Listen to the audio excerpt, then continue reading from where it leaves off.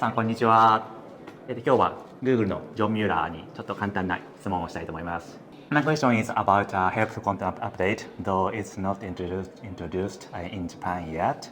So, in the article, you recommend removing the content that are not helpful. So in my opinion, it's better to improve the unhelpful content instead of removing it. What do you think of that? I think it depends on how well you're able to work on it. And for some sites, it might be easier to remove the content, and for others, it might be easier to just improve it significantly. I think the one thing I would watch out for is that you don't accidentally use a metric just to determine if something is helpful or not, but rather that you actually look at the content itself. Because you're usually the expert of the content that you write about, and you should be able to judge, is this actually good content or not? So I've seen people sometimes use things like traffic from search or number of visitors on a page and say, well, few visitors means it must be an unhelpful page and I will delete it. But I think even if something is useful and has very few visitors, it's worthwhile keeping it, because maybe it's just a topic that at the moment is not very interesting, but maybe in the future it will become interesting again. And if you think your content is actually helpful for that, then definitely keep it. How about the content that haven't get almost no traffic over the say 10 years? Should we get rid of that?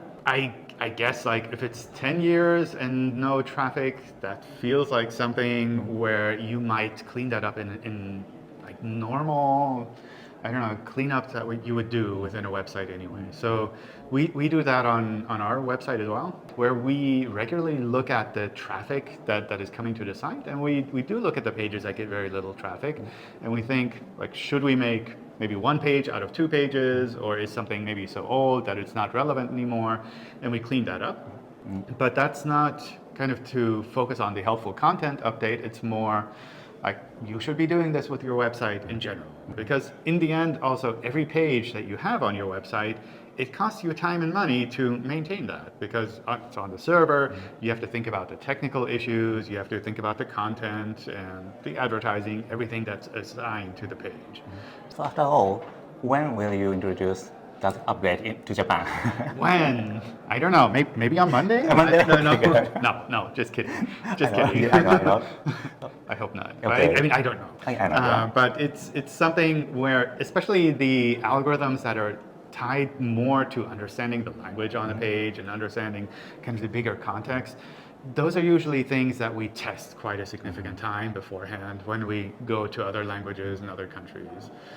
So I don't know, off the hand, my guess would be probably a little bit longer. But on the one hand, that means you have to wait until you get something. But on the other hand, that also means you can watch and see what is happening in English, and then you can take action ahead of time. Will you make an announcement when you introduce it? Maybe. So for some of the algorithm updates that we've made in other languages, we have mentioned it on Twitter, that we say, oh, it's now available in other languages. I suspect for the first international set, we will make an announcement. But otherwise, we will probably just update the page and just say, oh, it's now available in these other languages. We have a changelog page for the developer documentation, where we say like what has changed, and that's where we would definitely mention it. Okay, got it. So this is about image search.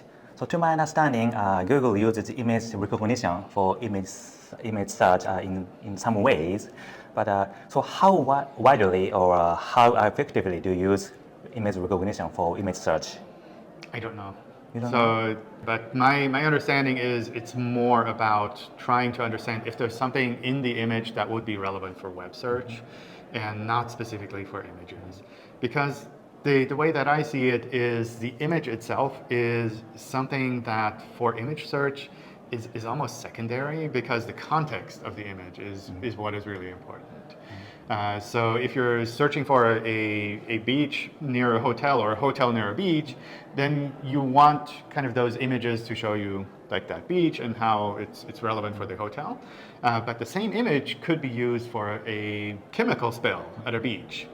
And just by looking at the image alone, like we wouldn't really know what is the context there. So we really need to understand everything around that image as well.